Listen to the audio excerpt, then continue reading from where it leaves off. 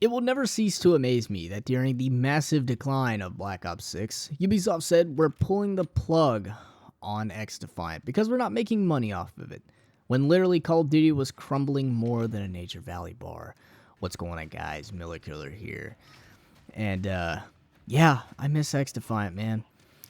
Need I remind you, a game that had 3 million players in the first 48 hours of its beta. Yeah, that Xdefiant.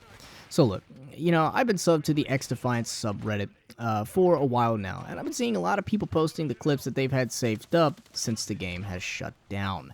And you know the saying that, you never know you have it good until it's truly gone. Now, I always come and check out the comments, and, I swear, these, there's always that stupid brain-dead, stuck-to-a-chair rotting, smelly, pale, fat boy who's never gone outside, gotten bitches, or touched grass, and sits here and says, Xdefiant was a bad game. It was terrible. And, honestly, it's such a horrible rage bait, bro, and you're not getting me with that, my boy. Look, I will say this. Yes, Xdefiant was handed a bad engine, aka the Snowdrop engine, which was for RPGs. Yeah, it had a bad netcode and, maybe some overpowered stuff here and there. Not a lot of marketing done.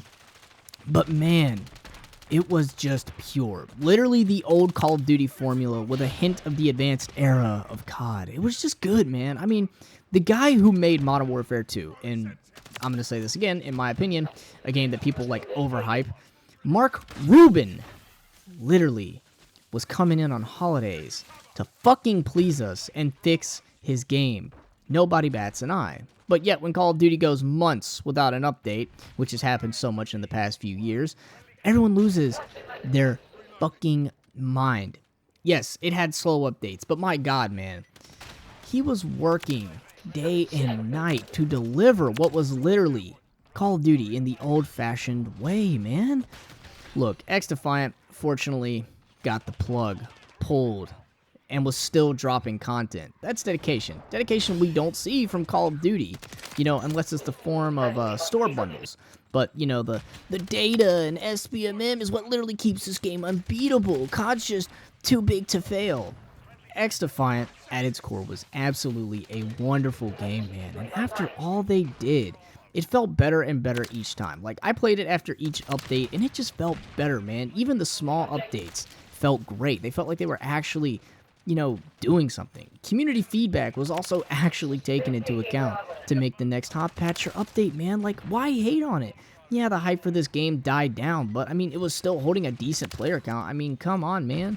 Maps were solid. Gunplay felt, solid. Abilities felt solid. Movement was solid.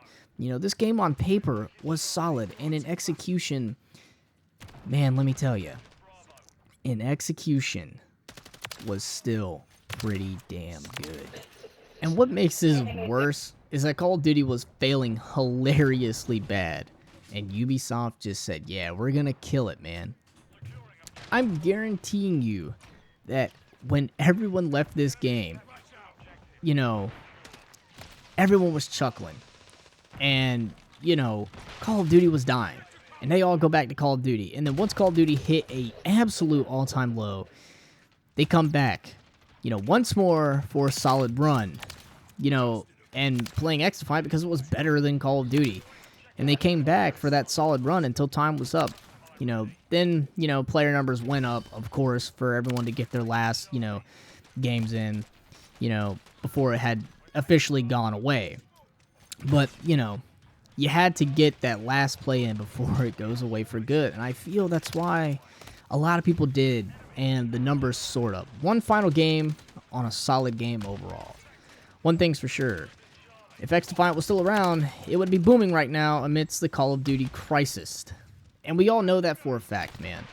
Look, I miss Xdefiant, man. I miss going back and playing a game that essentially tried to just really do everything that Call of Duty wasn't and more.